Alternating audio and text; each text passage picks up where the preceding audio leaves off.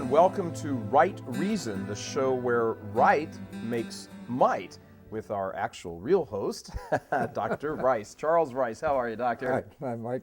This is going to be a splendid 13-part episode, where we talk about things pertaining to the intellect in a very simple way, but with a touchstone back to antiquity and the ideas of intellect and natural law and all of that. Doctor, tell us first, what is the intellect and why is it so important and why does it have such a tradition in the Catholic faith? The Catholic faith is based on faith and reason. And just to use an example, Benedict XVI made a big thing about the fact that reason is regarded today in a very restrictive way. He said the idea today, and comes out of the dictatorship of relativism that he talked about when he first became Pope. But the idea is that reason is regarded today as limited to the empirical. That reason, you can't know with your mind anything that you can't demonstrate scientifically. The problem with that is that you can't demonstrate that proposition scientifically. And the result is that because reason is regarded as limited to empirical things, therefore reason can't tell you anything about God. So in other words, if you can't stick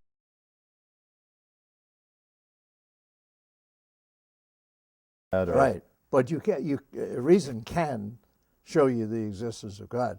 But you see, if you limit reason to the empirical, then any talk of God is by definition non-rational, and because it's non-rational, it doesn't belong in the public sphere. That's why you find the hostility to bringing religious ideas into public life, because of this misperception of what reason is. Where does the idea come from that you really, again, if you can't sort of stick it under a microscope or put it in a laboratory beaker and measure, how much volume there is, that somehow it's just off limits? Where does that come from? Well, you go back to Descartes, all right? Who is? French philosopher. He's a Catholic, all right? I've had students who call him Descartes. But, I was probably one of them. but Descartes said it can't be true that you can't really know anything. And he tried to figure out what can we really know. Mm-hmm. And he concluded that the only thing he could know was his own ideas. Mm-hmm. Cogito, ergo sum. I think, therefore I am. Well, wait a minute. You wouldn't be thinking unless you were in the first place. Right. All right? And the idea is that the only thing you can know is what's inside your own head. Mm-hmm. So if I say, well, I'm a high school student, and I think it would be a good thing to go and blow away with a shotgun my classmates, well, who are you to say that that's wrong? Right. Because you can't know right from wrong, and you can't know anything about God. And it's fundamentally absurd. Relativism is absurd because the proposition that all things are relative would have to be relative itself. Right. Do you have the sense that the reason all of this is off is not really? It may have begun kind of in the 17th, 18th century philosopher realm, but people want to grab onto it now, even though it kind of doesn't make sense. I mean, it doesn't make sense, but it gives you a pass on being able to actually do what you want to do without having to really have an explanation for it. Yeah, well, it goes back to the period after St. Thomas. William of Ockham, for example, who was a believing Franciscan, he kind of I wouldn't say resented, but he had questions about St. Thomas, who showed that reason can know not only the existence of God, but a lot about God. And he thought that was kind of demeaning God. And he came up with various concept. Because he thought that God's so Bringing God infinite, down we really to our can't level. think about it. Yeah, right. All right. It's respectful at least. Right. And he believed in God, but he didn't know the existence of God with his intellect. And his followers carried that further to the point where, well, you really can't know anything. And let's look at it right at the beginning. The question of, well, wait a minute, can reason really know that there's a God? I mean, that's the... Well, it seems to me there's a distinction now, isn't there, between reason knowing God as God and reason knowing that God exists. Those are sort of two different questions. Yes, because that gets us into the relation between faith and reason. Mm-hmm. John Paul in Fides et Ratio said faith and reason are two wings on which we rise to the truth.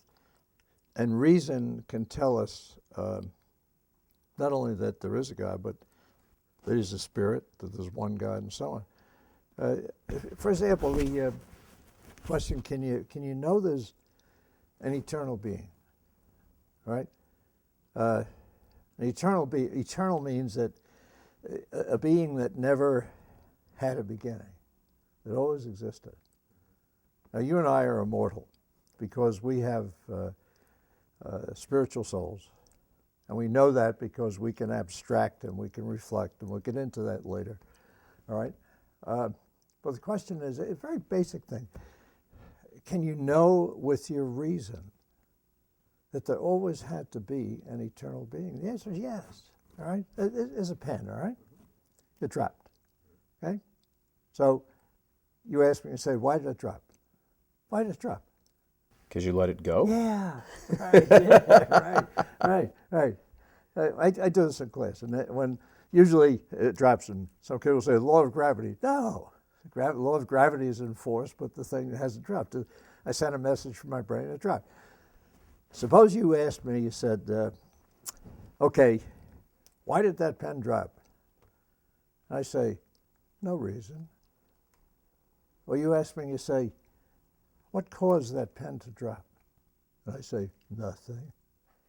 Would you believe it? No. Of course not, because one of the self-evident things, and there are self-evident truths, and we'll get into all this in detail.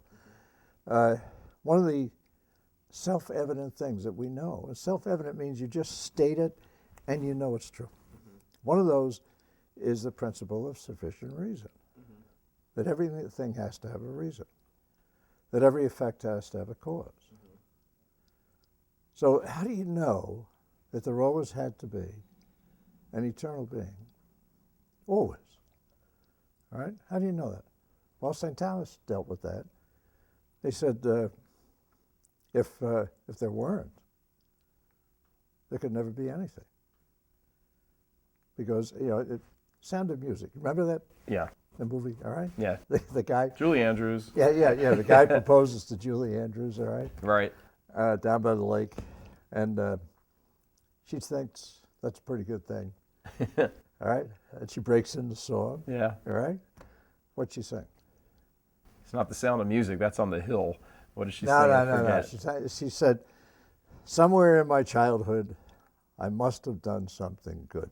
Oh, right. The punchline, nothing comes from nothing. Right. Nothing ever could. And the culture that we're in has bought the bankruptcy of the intellect. And it's reduced the intellect to nothing, to the empirical scientific mode. And that's the reason, one of the reasons we're in trouble. And the John Paul, 13 days after 9/11 in 2001, went to, he was in Kazakhstan, all right, which is a Muslim republic that broke away from the Soviet Union when the Soviet Union broke up. And he talked to the leaders of that country. And he said, he complimented them on their efforts. And then he said, do not use the West as a model. He said, because they have great scientific progress, but they are morally impoverished. They said that is so because they have tried to achieve the good of man by rejecting the supreme good, who is God. And it's like an inversion of the way things are. exactly, which is it comes out of the Enlightenment, which is the effort of the philosophers and politicians for the past 300 years and more to build a society as if God doesn't exist. And Why do you think that is, Doctor? Just, I mean, wax philosophical / historical there. Why is that just sort of a natural out? I mean, the idea of going, let's build a society where God doesn't exist. I mean, we see that, manifest in, communism in Russia and all of that. But going back to those, why after it's so, opposite of human nature to, I mean, even the cavemen had some notion of there being something supreme up there. Yeah. What happened? Why all of a sudden, 300-ish years ago, people just embarked on this course to say, there's really no God. Let's build a world without him. How does that begin? well, I think it's the loss of faith. I mean, and faith and reason go together. Sure. And the Lose your faith, lose your mind. yeah, right. The that old Irish joke. One Irishman says to the other, Patrick, I lost my faith. And the other one says, did you become a Protestant? He says, I told you I lost my faith, not my mind. You better cut that one out. No, we'll leave it in. We like to be provocative. but it's an interesting phenomenon. St. Thomas made the synthesis of reason and faith, and he took the realist epistemology of Aristotle. Realist means that the intellect can actually know the world out there. And he took that and he integrated it with the faith. You read the Summa Theologica, and it is which is what? St. Thomas's principal work. All right? Summary of theology. Yes, and it's shot through with biblical quotations. Okay? And the reaction to that, it really began as some have said it began as a pride thing. That we're in charge. Right. And it came back to the question of what's the nature of the the human person? What's the nature of the state? And one of the things that we'll get into in the later conversations is the social contract theory. Sure. Hobbes, Locke, and Rousseau. And they had a different view of the human person. Because different than anything that had really come from before. Aristotle said the human person is political, social, right? And St. Thomas said that. The church has gone further than that. I mean, John Paul has said the human person is parallel to the persons of the Trinity, is relational, that relation to others is something we are, it's not something we do. Correct. But the Enlightenment guys looked at that and they said, no, they postulated this mythical state of nature where people were milling around and they were all isolated individuals. They had no relation to others unless they consented. And they formed the state for various reasons. With Hobbes, it was to stop killing themselves. With Locke, it was so they could have a common judge. With Rousseau, it was so we could get back to the state of nature, which he thought was the paradise. And you see, the difference there is that the origin of the state is horizontal. All right? The authority of the state no longer comes from God. All right. Where the Christian view, the Judeo-Christian view, is that the authority of the state comes from God. The people may decide who exercises that authority at a given time. But you see, it's limited because it comes from God. Right. And John Locke, for example, said, well, in the state of nature, they had no common judge. So they formed the state in order to protect rights and to have that common judge. But Locke was an empiricist, all right? And what he said was, when you form the social compact, each person agrees that the majority concludes the rest. So there's no objective moral norm that they could affirm. Came back to majority rule, which is relativism. Sure, it's just consensus. Yes, and Rousseau said, when you form the state, you give everything over to the state. Well, we see that today.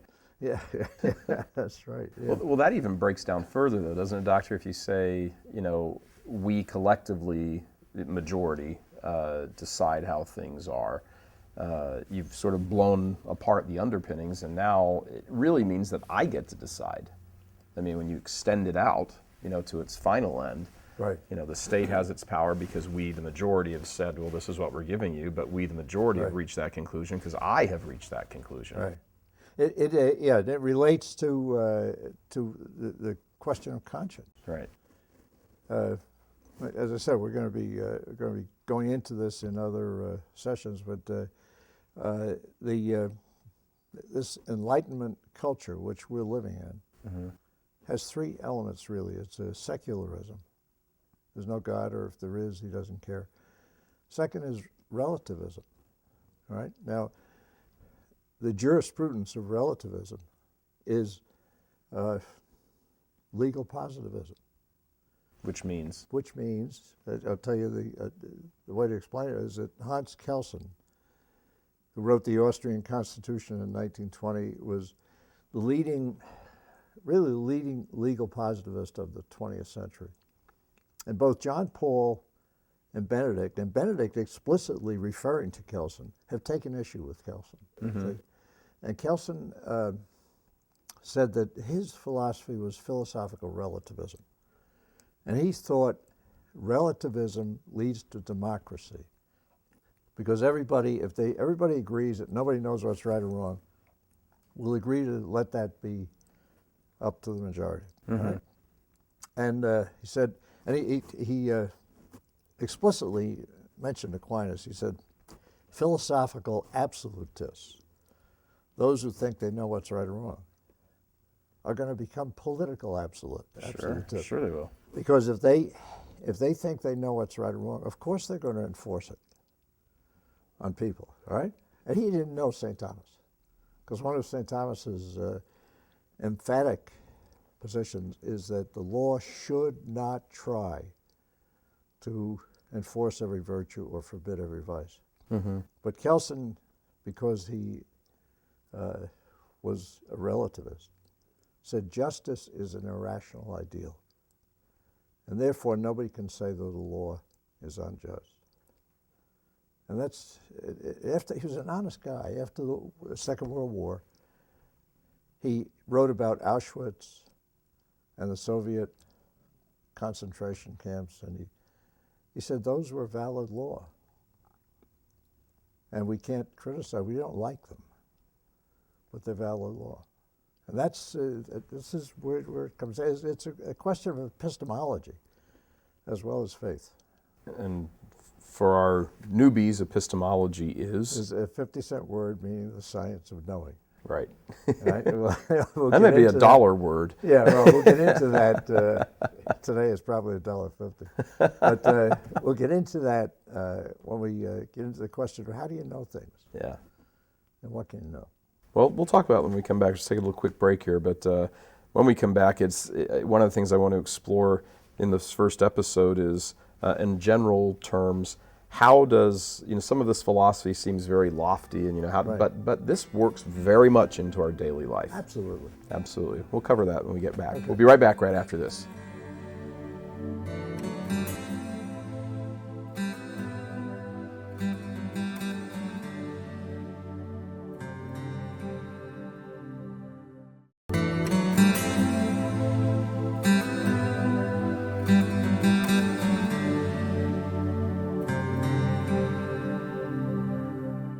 Hello and welcome back to Right Reason, the show with Dr. Rice talking about reason and the intellect and everything that flows from it. We were talking in the last episode about Descartes, and you said one of your students called him what? Oh, Descartes. Descartes. Well, this is the emphasis on a different syllable. I'll share a very quick story with you. I was sitting in class one day, and I had this one professor, Antonio Lopez. Wonderful guy, but he was just kind of crazed. Had wild hair, everything you imagine. And he said, of Descartes, he said, "I think, therefore I am." But what did he didn't get it right. He didn't finish the thought. "I think, therefore I am." What? I'm finite. And so, look, when you go crazy like that, people remember it. So I've always thought about it. Yeah, it's I'm finite. But let's boil this down, Doctor. You have how is all of this relevant to people's lives? They hear all these different, this philosopher says that, and some of these things are just nuts. They really are. They're nuts. And people are kind of like, I guess, after you've had a couple of beers and you're sitting around with friends, it sort of makes sense and you ponder the stars. But this really does have a relevance in everybody's daily lives, their choices, their outlooks, everything, right? Oh, yeah, it absolutely does. And John Paul alluded to that in his discussion of these things. He said relativism, contrary to Hans Kelsen, whom I mentioned last time, John Paul said relativism doesn't lead to democracy. It leads to totalitarianism. Because if you don't have a common recognition of a common objective morality, what can you talk about?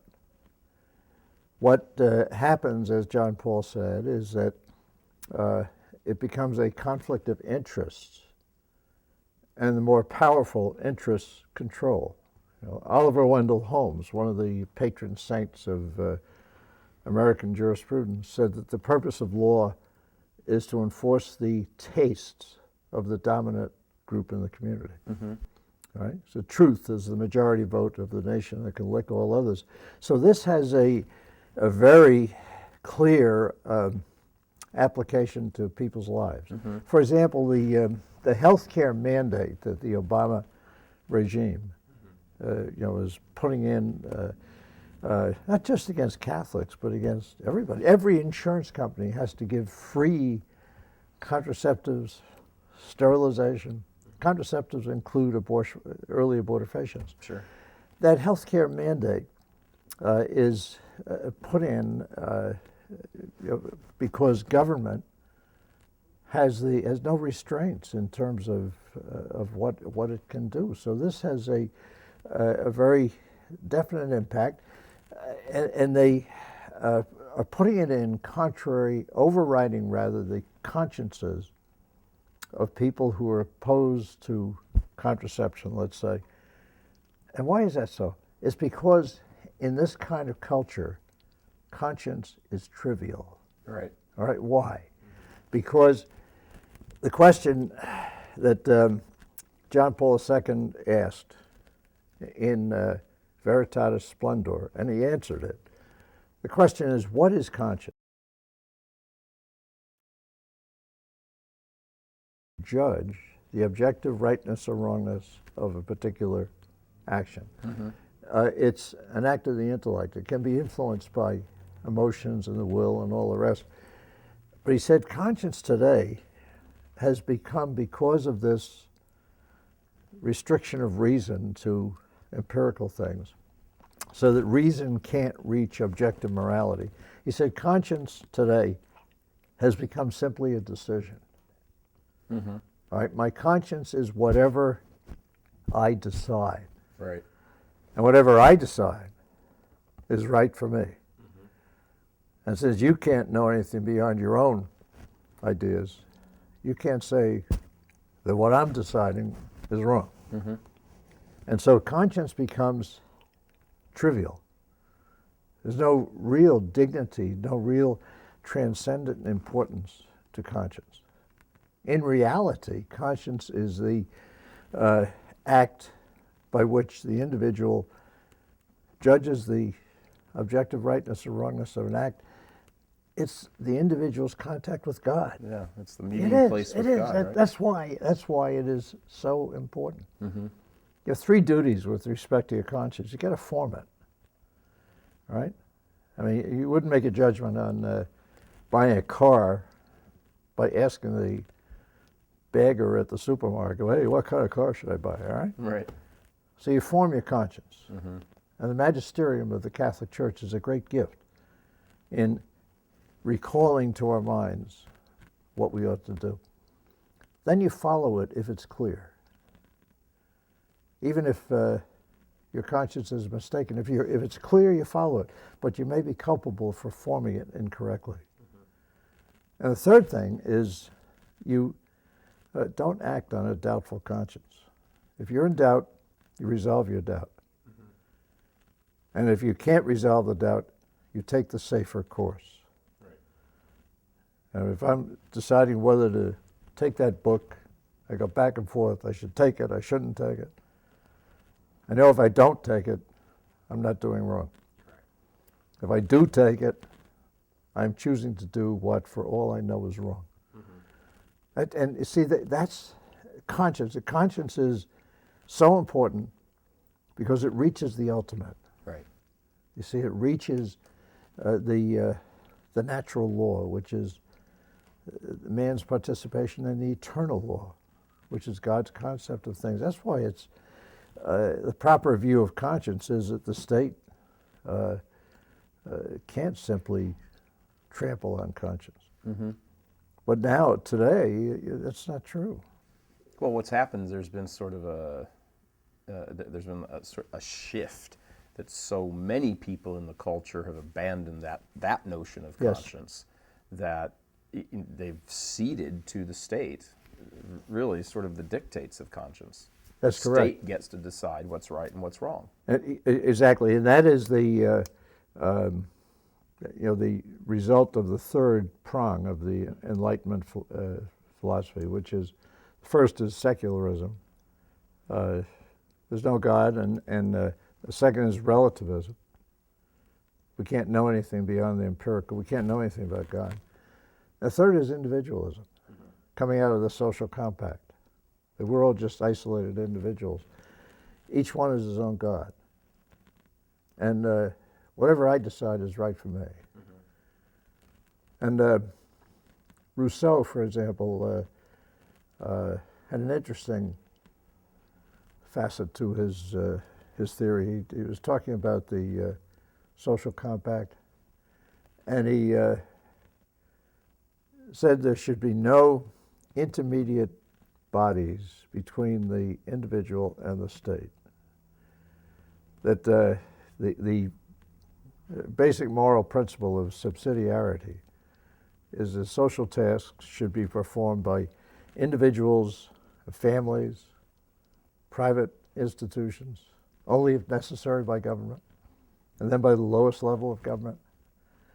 What Rousseau said was that there should be nothing in between the individual and the state. In his essay on the on the government of Poland, he said that the child, when he opens his eyes, the newborn child, should see not the face of his father, but the face of the state, and should always see the face of the state. So it's the state and isolated individuals. And they are, as Rousseau said, if the state wants your life, you must give it. You know, it's interesting that in Hitler's last will and testament, he had this, his secretary was in the bunker with him. Right. And before he got into the dispensing of whatever goods he didn't have after he died, he made the comment, what is the individual? The individual doesn't matter. Right. What counts is the state. Yes. Yeah.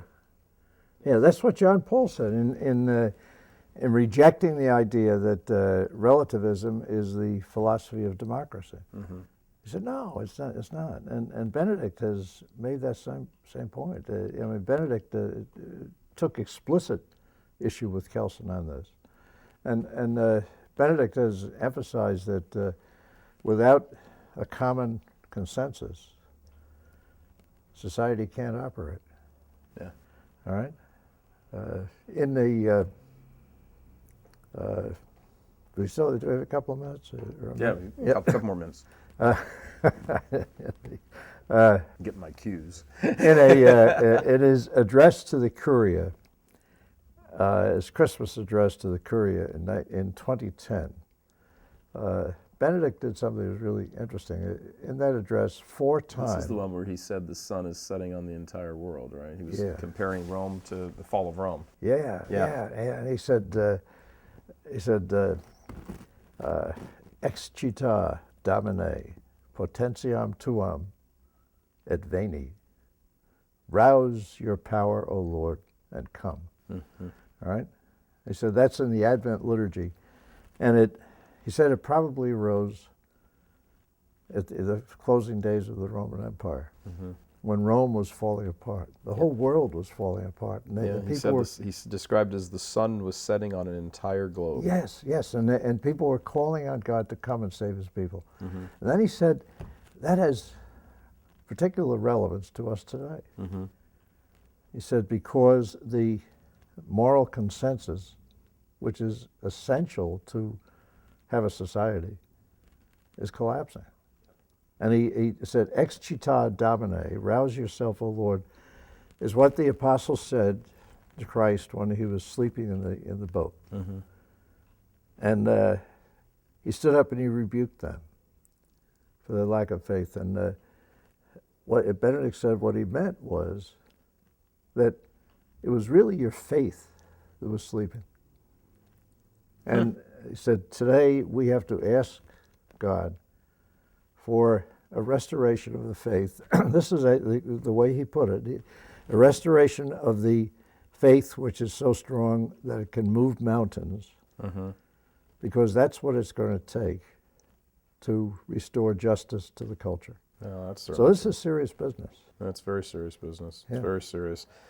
Well, Doctor, we're getting the you're out of time. Stop talking cues. Right. But we're going to do 13 episodes. Get into some meat coming in these next ones. What is natural law? How do we know it exists? All these kinds of things. And go sort of trace through the history, the philosophical history of what helped establish us and what's helping pull us apart now at the end. Okay. So, excellent. All right. Well, thanks very much for joining us. We will be back next week or next episode with Dr. Rice here on Right Reason, where right makes might. I'm Michael Voris with Dr. Rice. God bless you. Thank you.